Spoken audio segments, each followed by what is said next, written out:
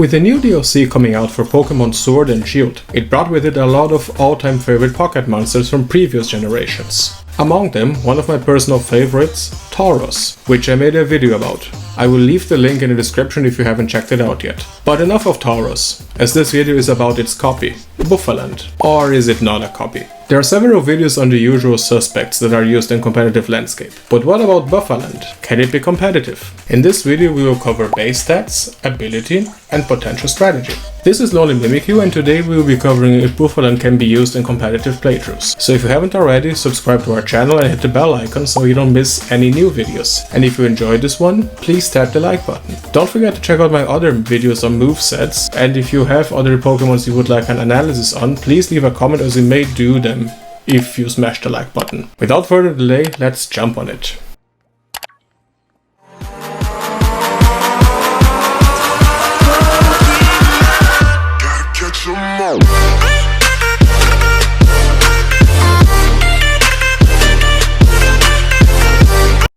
Firstly, we need to check the base stats of Bouffalant. The total base stats are 490. The max IV stats of Bouffalant are 95 HP, 110 attack, 95 defense, 40 special attack, 95 special defense, and 55 speed. It's a normal bash buffalo Pokemon, which makes it only weak against fighting type moves, giving him excellent coverage and no 4x weakness, similar to Tauros, its Generation 1 counterpart. Bouffalant's attack stat is amazing, and in order to make the best use of Bouffalant, you should get one with an adamant nature, as it reduces special attack and increases attack. It has two possible abilities: Reckless, which powers up moves that have recoil damage, and Sap Sipper, which boosts attack when it's hit by a grass type move. Its hidden ability is Soundproof, which gives immunity to sound-based moves. For this moveset, the best ability is Reckless, as Sap Sipper will only be useful in very specific situations, when fighting Pokemon that have grass type moves, whereas Reckless has the potential to double the power of hits that have recoil damage. Bouffalant can be found at Soothing Wetlands and Challenge Beach. Spawn rates are low, so expect to put in some time on this search. You can also find Bouffalant in max raid battles at Soothing Wetlands, Courageous Cavern, and Trading Lowlands. A potential strategy to consider is Megahorn, Revenge, Swords Dance, or Toxic, or Rain Dance, or Earthquake. This one will be used in a rain team, for example, as a grass and electric counter. An odd choice at first, but bear with me, because I think he will be doing quite well. The ability Sap Sipper will make sure that when a grass type attack is used, Bouffalant will not get any damage and that his attack will be raised. Megahorn deals massive damage without recoil and is amazing against grass types. Revenge goes well with his low speed and does amazing damage if Bouffalant is hurt in that same turn. Earthquake is Earthquake and should not need any explanation other than that it can be also used to deal with electric types. Swords Dance is for a boost in attack and defense, while Toxic is awesome overall. Rain Dance because he's in a rain team and it could come in handy. The EV spread is simple. He needs to live long and do lots of damage. The special defense is because most grass type attacks and most electric attacks are special based and not physical. I didn't do speed EVs because he's super low, and even with speed EVs maxed out he won't be outspeeding much, so I invested rather in its bulk. Another thing to consider is its adamant nature and its Sap Sipper ability.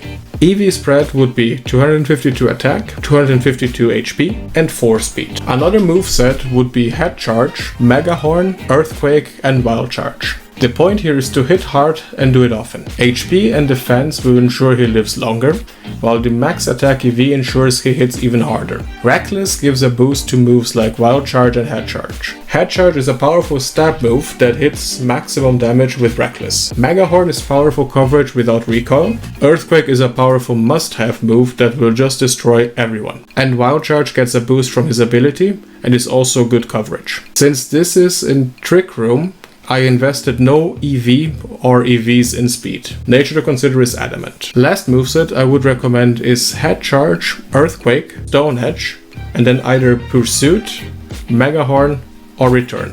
Head Charge is a strong enough move on its own. Now, give Bouffalant a Choice Band and Reckless. With those boosts, Head Charge has enough power to knock off up until about 85% of physically defend Seismitoad's health, for example. Stone Edge coverage gives you pretty much perfect neutral coverage alongside Head Charge. Buffaland has a couple of cool moves for that last slot.